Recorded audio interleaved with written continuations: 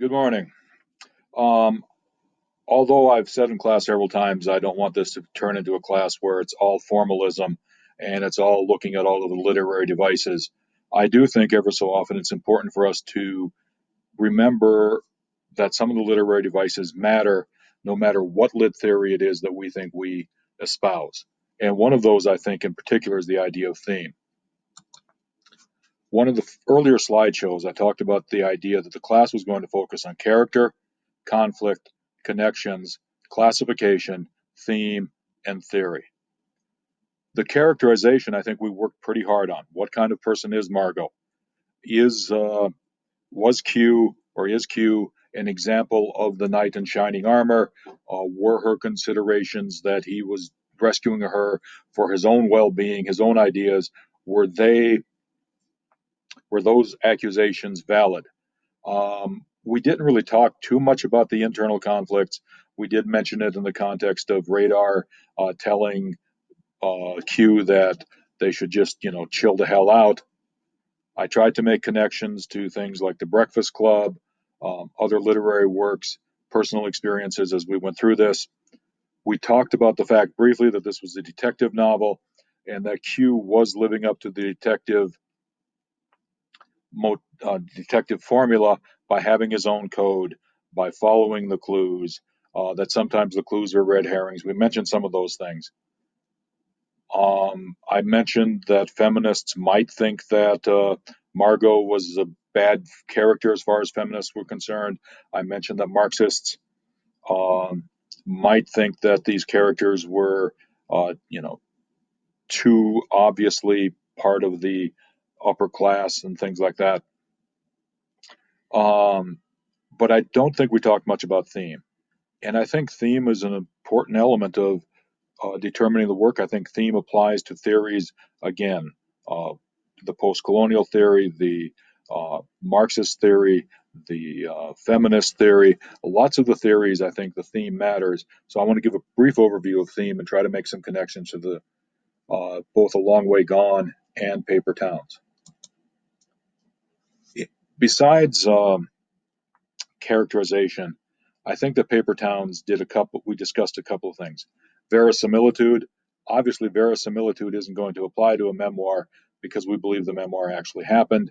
We mentioned the first person narrator, and we talked about the fact that that's probably going to be true for nearly all of the novels we're going to read, Hatchet being a notable exception. I didn't mention the term motif, but I'll take a minute to do so now. The symbolic or metaphorical element that appears frequently throughout a literary work. Obviously, strings. Um, I think the Moby Dick metaphoric element was part of that. I think the grass was part of that. I think the cracked vessels was part of that. Those motifs went all the way through Paper Towns. So as we look at some of the other at future works, what's a motif that runs through all of those works? I want to do a quick thing I hope is obvious to everyone, but I think these reminders are sometimes important. There's a difference between plot and theme. Plot is the ordered sequence of events in the novel. It is driven by the conflicts. And remember, those conflicts can be internal, those conflicts can also be external, whether it's a conflict of the environment, the social environment, or the natural environment, or whether it's a conflict with other characters. Plot is driven by the conflict. We read to find out how the conflict is going to be resolved. And plot is simply what happens in the novel. Theme is what readers will say the book is about. It is about vengeance. It is about um, love. It is about whatever. And it is the point that the novel attempts to make about a particular subject or topic. When I talked about vengeance, when I talked about love, when I talked about uh, those two terms, I think I was talking more about subjects and topics than I was theme, and I'll try to explain that here as we go to the next slide. Remember that the subject is a single word, obsession, cultural mores, this is the way we ought to think, the way we ought to behave, loss of innocence, vengeance and love I've already mentioned. Theme is an observation about that subject, and theme is frequently and I would say usually, and I would probably even say properly, an observation written in a complete sentence. Obsession for vengeance may be self destructive. That sentence gives me some limitations. It may be, it doesn't always have to be, but the book is certainly indicating that it may be, especially if you read something like Wuthering Heights. Okay. Um, and I think that is an important thing to remember, that themes and observation about the one word subject, and that theme is frequently, and I believe properly, in a complete sentence, expressed in a complete sentence. Finally, I think there's 3 or 4 things to look at. It should take all the literary elements that an author has used in the literary work. So if I'm going to Paper Towns and I'm looking for the theme, all of those metaphors have to be taken into account as one tries to express the theme. Margot's decision at the end and Q's decision at the end need to be taken into account as one expresses the theme. The changes in the characters need to be taken into account as one expresses the theme.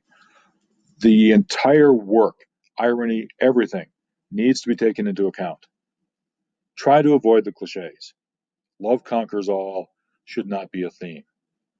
And at the risk of being really silly, if you've seen something stated 1,000 times, don't write it down as the theme. And sometimes the theme may be stated directly in the literary work. We don't suffer from a shortage of metaphors, could well be the theme.